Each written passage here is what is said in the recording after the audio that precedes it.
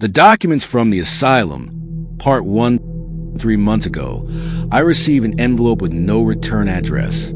That's not unusual in my line of work. As an investigative journalist, I've received anonymous tips, leaked documents, even recordings from places people shouldn't know about. But this envelope felt different. There was no letter, no explanation, no threat, just a folder. Stamped in faded ink were the words, St. Michael Psychiatric Institute, Archives.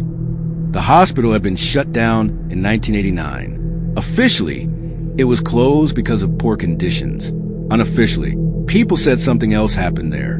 The files inside the folder were dozens of pages, medical reports, photographs, experiment notes. But the strangest documents were the experiment logs. Many pages had short descriptions written by hand. Subject 14 does not respond to pain. Subject 21, extreme aggression after procedure. Subject 32, unusual physical strength observed. On one page, someone had written a sentence in red ink.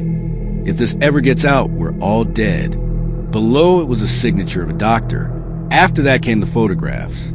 Patients strapped to metal beds. Medical machines that didn't look like anything I'd ever seen before. And one photograph of a basement door. Painted on the metal was a warning. Level -2 the decision. I don't know why, but I knew I had to go there. The building was deep in the mountains, about an hour outside the city. Abandoned, forgotten, at least. That's what I thought. I arrived just before sunset. The asylum was bigger than I expected. Broken windows, rusty doors, and a silence that felt wrong. No birds, no wind, just the sound of my footsteps. The entrance, the main door, was slightly open. Not broken, not forced, just open. That was the first moment I felt something was wrong. But I'd already come this far. So I stepped inside. The smell hit me instantly. Old hospital, mold, and something metallic, like dry blood. The hallways stretched endlessly in both directions. Paint peeled from the walls like old skin. A sign hung crooked above a doorway. Special case ward under it. An arrow pointed down a staircase. The first sound just as I reached the stairs, I heard something.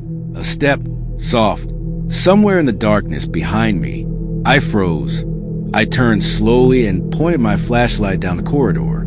Nothing. Empty. Quiet. I told myself it was probably an animal, but when I took another step, I heard it again.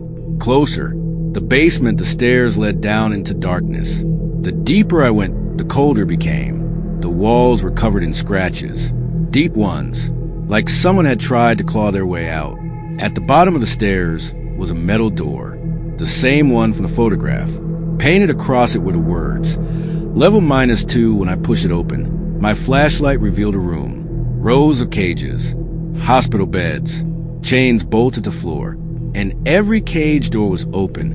I wasn't alone. That's when I heard breathing. Not mine. Someone else was in that room. My flashlight moved slowly across the floor. Then it reached the far corner, and I saw him. A man, or something that used to be a man. He was thin, too thin.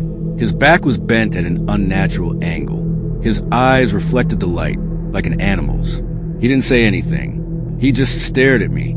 Then he started to smile. More of them. He took a step toward me. Then another. And behind me, I heard movement. I turned. More figures were emerging from the darkness. One crawled along the floor. Another walked sideways like his body didn't remember how legs worked. But all of them were looking at me. And every single one of them was smiling. The chase I ran. Up the stairs.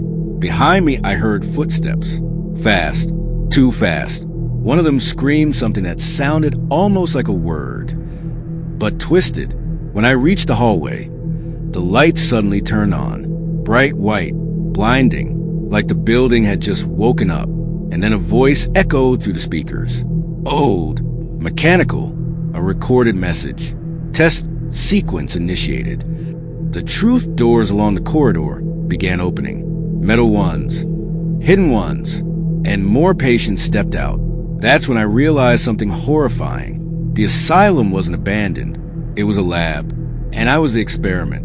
Escape, I barely made it out of the building. I ran through the forest until I reached my car. When I looked back, the asylum was dark again, silent, like nothing had ever happened. But then my phone vibrated.